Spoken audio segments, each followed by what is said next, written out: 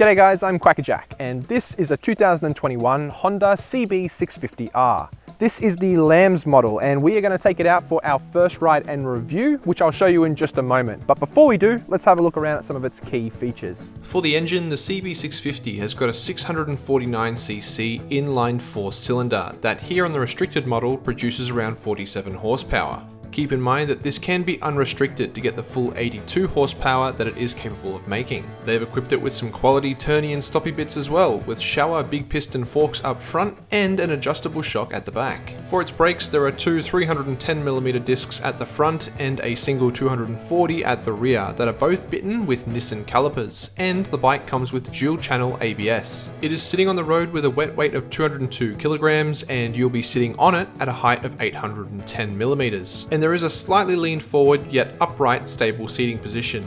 Now let's also have a listen to its stock exhaust.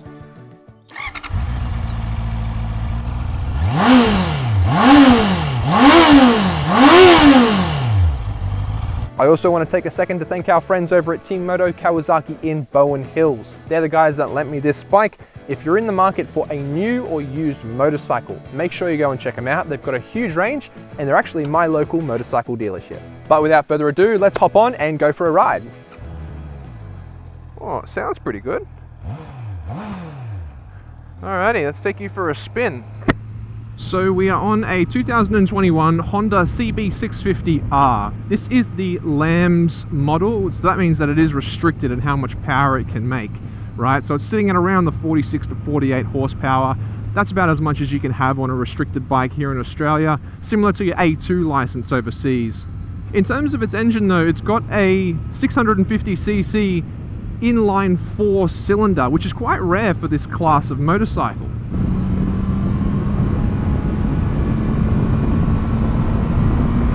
Woohoo! Wow, she's got a nice little buzz.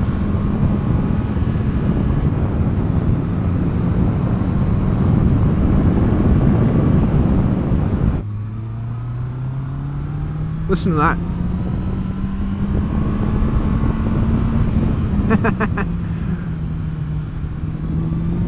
It's a good sounding bike. Woo!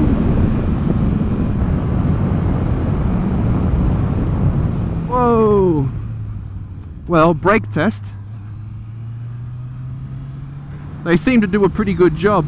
Let's try that again actually, because that rear brake felt like it was a little bit soft. Let's try again here, right? Just rear brake.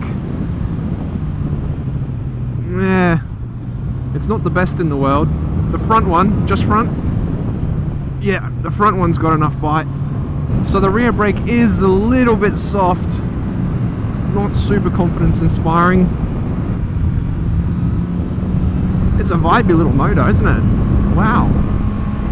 Once you start going above 6,000 RPM there, you can definitely feel some noticeable vibrations in your backside. It's not a bad thing. Feels like it's kind of spurring me on though.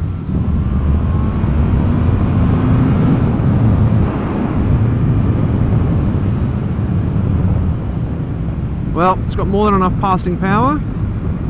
Alrighty, let's try flick. Yeah, nice. Even though this is one of the heavier bikes in the class, sitting at just over 200 kilos wet on the road, you can't really tell while you're riding it. I think a lot of that weight is held down low in the engine, and that means that it's very stable, it's not top heavy, and very easy to flick. Because when the weight's located up high, you feel like you're tipping in, whereas this one feels very agile and nippy. Let's see here. Yeah.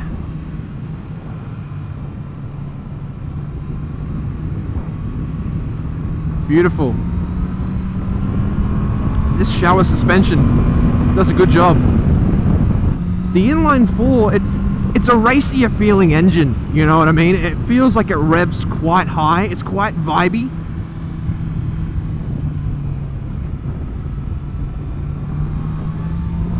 But on a road like this, it's fun. One other thing I just want to point out is I am a fan of these mirrors. They're quite large and I like the placement. Very easy to see behind you which for a learner rider, which this bike is for, is a good thing. You want to have good visibility when you're out on the road, especially if you're with other cars, and these mirrors are probably some of the best I've seen. This feels like quite a well put together motorcycle. As soon as you hop on, you can tell that it's more of a premium product, and you know, look, they charge a premium price for that, so you know, it's good to know that you are getting your money's worth when it comes to build quality. The throttles felt very smooth throughout. The gears are quite nice to use as well. They've got a very satisfying clunk to them. In terms of suspension, going around corners has been a joy, but I will note that it is on the firmer side of things. On a regular road like this, that's fine, but when you do go over a larger bump, you can definitely tell, and there's a bit of a jolt through your backside. In terms of seating position as well, I'll say it's quite comfortable. For a taller rider, I think this would be a good bike.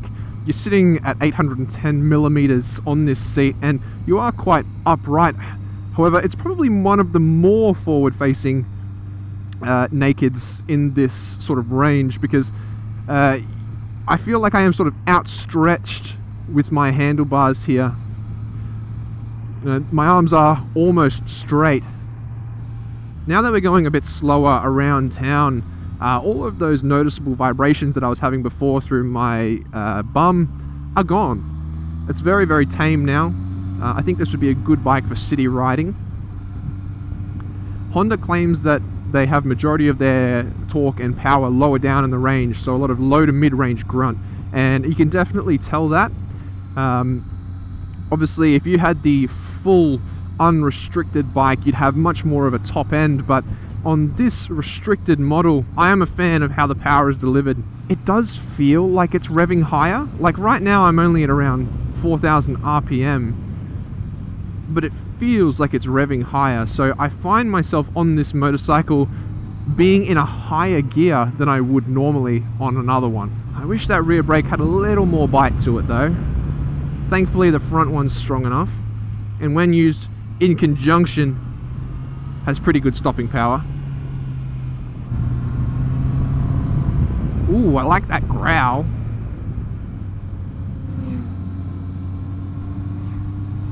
Where was that? Fourth gear, around 4,000 RPM. See, that's that low down sort of grunt coming through. It's like, hey, look. Hey, Joey.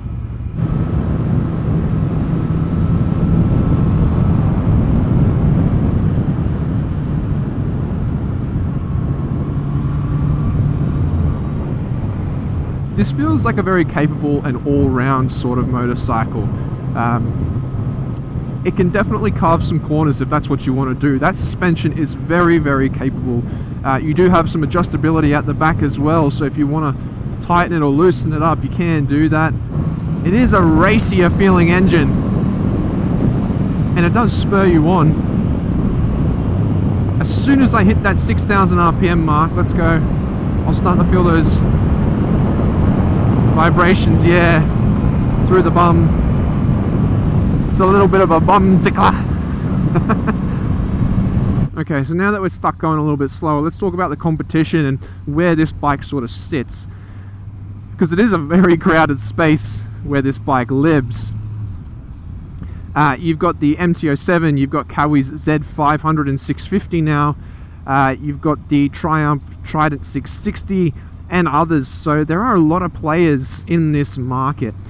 I think what sets this bike apart is the fact that Honda markets it as a more premium product. It is the only one that's got that inline 4-cylinder engine, which does have quite a bit of character to it as well. You know, that vibiness, it is encouraging when you're doing some more enthusiastic riding. The build quality on this thing is rock solid, and the suspension is fantastic too.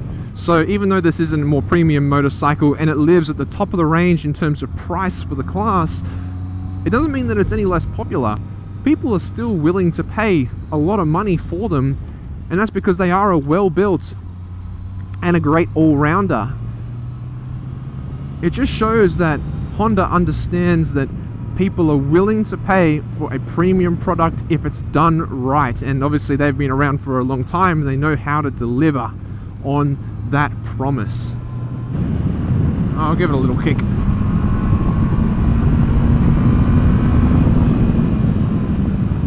Yeah, the engine is definitely tailored to give you that power lower down in the rev range, and I'm okay with that. A torquey engine is a fun feeling engine, I reckon. When you're limited to what you can provide, you got to choose where you want to provide it, I suppose. And Honda have done the right thing, is giving it where majority of people will be actually using the motorcycle, the mid-range.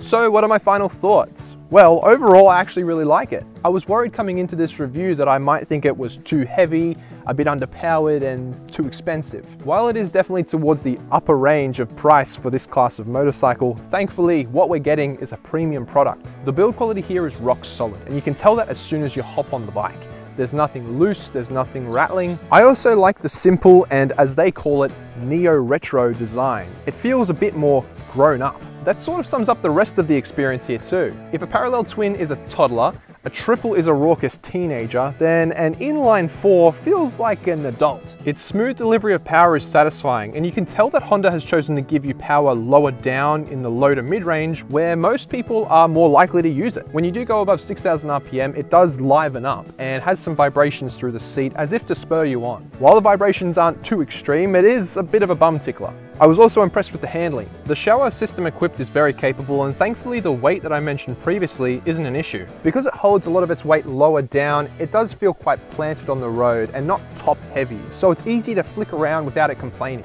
It did seem to be on the firmer side of things for me, and larger bumps do give you a jolt, but you do have adjustable rear suspension, so you can change that to your liking. The brakes though, I was a little disappointed with. I don't know if it's because of the weight starting to rear its head, but the rear one was just uninspiring and very soft. Both used in conjunction do have enough stopping power, and it does have ABS to get you out of any tighter situations. Now clearly this is a more premium product in the range with a price to match, but that doesn't stop people from buying them, and I can see the appeal. It's a great all-rounder, and it was just as competent in the twisties as it was on the way to them in the city.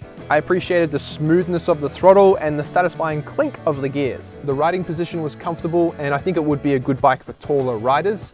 The only thing was that I found my arms to be slightly more outstretched than I was expecting, and it is a little bit more lean forward than other bikes in this class too. Overall, I do think that Honda has delivered a high quality motorcycle here, and while it does come with a premium price tag, I do think that it can be justified. This thing has definitely got competition in the range with the likes of Kawai's Z500s and 650s, Yamaha's MT-07s, and I think probably the closest would be Triumph's Trident 660, which is going for a more upper class feel, just like this. Would I recommend the CB650R? Well look, if you do like the styling of it, I think it should be on your shortlist. But there you have it guys, there's my review of the Honda CB650R. Please let me know your thoughts down in the comments below, and till next time, see ya.